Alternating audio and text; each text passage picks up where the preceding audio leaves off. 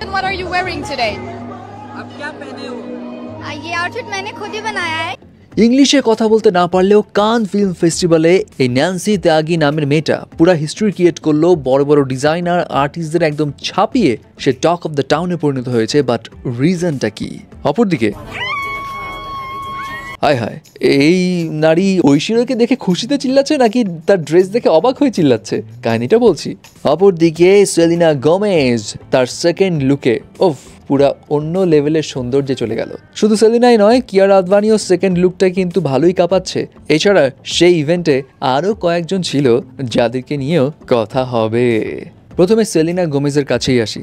Selina Gomez তার second লুকে কান ফিল্ম ফেস্টিভ্যালে যেটা দেয় সেটা হচ্ছে সেন্ট লরেন্ট ব্র্যান্ডের ব্ল্যাক অ্যান্ড হোয়াইট কম্বিনেশনের একটা গাউন, যে গাউনটার প্রাইস $5,350, মানে 6 লাখ টাকা। এবং সেলিনা গোমেজের এই লুকটা দেখে সবাই এত প্রশংসা করছে যে সবাই বলছে কানের আসল বিউটি তো চলেই আসলো এবার। তবে সেলিনা গোমেজের এই ড্রেসটার সঙ্গে আরেকটা যেই জিনিস কমপ্লিমেন্ট দেয় সেটা হচ্ছে তার গলার নেকলেস, যে নেকলেসটার প্রাইস কিন্তু মাথা নষ্ট করার মতো। বুলগারির এই ডায়মন্ড নেকলেসের প্রাইস $1,44,000, মানে 2 কোটি টাকা।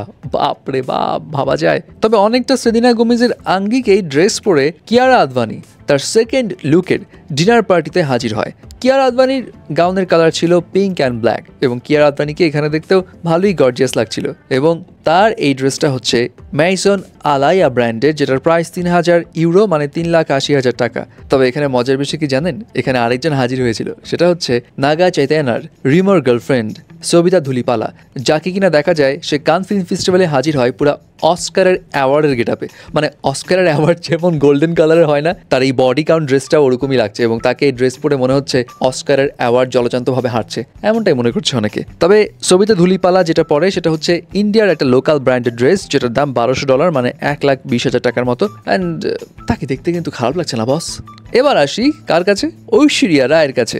ঐশ্বরিয়া রায়ের first day look, second day look সবাই দেখেছে, যেই লুকগুলো অনেকে হতাশ করেছে এবং অনেকে মজা নিচ্ছে, অনেক কিছু বলছে। তবে এর মাঝে একটা ক্লিপস হঠাৎ করে ভাইরাল হয়, যেখানে ইভা লঙ্গোরিয়া আমেরিকান অ্যাক্ট্রেস ঐশ্বরিয়াকে দেখে হঠাৎ করে চিৎকার দিয়ে ওঠে।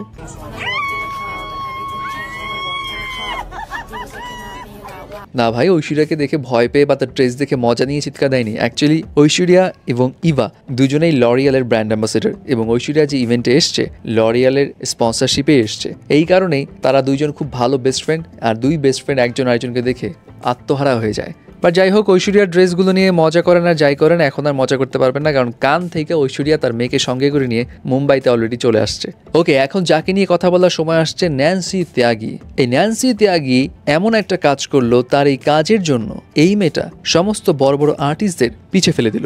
ইন্ডিয়ার ইউপির ছোট্ট গ্রামের একটা মেয়ে ন্যান্সি ত্যাগী, যে একজন ফ্যাশন ব্লগার। এর আগে সে বিভিন্ন সেলিব্রিটিদের বড় বড় দামি দামি ড্রেসের আদলে নিজের ড্রেস বানিয়ে সেগুলোর ইনস্টাগ্রামে রিলস আকারে প্রকাশ করত। বাট এখন এই ডিজাইনার নিজেই কান ফেস্টিভ্যালে গেছে, তাও আবার যেই কারণে সে রেকর্ড করেছে সেটা হলো কান ফেস্টিভ্যালে তিনি প্রথম সেলিব্রিটি যে কিনা নিজের পোশাক নিজে সেলাই করেছে। Yes, you heard that right. What are you wearing today? आप क्या पहने हो? ये आउटफिट मैंने खुद ही बनाया है, ये मेरा ही डिजाइन है। ন্যান্সি ত্যাগীর এই ড্রেস বানাতে 1 মাস সময় লাগে, এবং এখানে 1000 মিটারেরও বেশি ফ্যাব্রিক লাগে, এবং এই ড্রেসের ওজন প্রায় 20 কেজি। এখানে আরেকটা বিষয় বলি, ন্যান্সি ত্যাগী কিন্তু খুব বড় ফ্যামিলি থেকে আসেনি, ছোট একটা গরিব ফ্যামিলি থেকে উঠে আসে। ইনফ্যাক্ট সে কিন্তু ভালো মতো ইংলিশও বলতে পারে না, তাকে ইংলিশে প্রশ্ন করলে সেটা ট্রান্সলেট করে বুঝিয়েও দিতে হচ্ছে যে তাকে কি প্রশ্ন করা হচ্ছে। কিন্তু তারপরেও এই মেয়ে যে নিজ উদ্যোগে এভাবে কান ফেস্টিভ্যালে চলে এসছে, তাও আবার নিজের পোশাক নিজে সেলাই করে, এই বিষয়টা সবাই অ্যাপ্রিসিয়েট করছে, এবং এই কারণে Nancy Tyagi talk of the টাউনে পরিণত হয়েছে। যাই হোক, এতক্ষণ পর্যন্ত সবই ঠিক ছিল, কিন্তু হঠাৎ করে একে চলে আসলো ভাই। এটা কি অরির প্রক্সি দিতে আসছে নাকি অরির চাচাতো ভাই? না, অ্যাকচুয়ালি এর নাম হচ্ছে আঙ্কুশ বাহুগুনা, যে ইন্ডিয়ার মেল বিউটি কন্টেন্ট ক্রিয়েটর, মানে ওই মেকআপ টেকআপ করে আর কি, ওরকম টাইপের। যাই হোক, কান ফিল্ম ফেস্টিভ্যালে আসছে ভালো কথা, কিন্তু অনেক পাবলিকরা মজা নিয়ে বলছে আর কি বাকি থাকলো, 2 দিন পর দেখা যাবে যে কান ফিল্ম ফেস্টিভ্যালে ইন্ডিয়ার ডলি চায়ওয়ালাও চলে আসছে।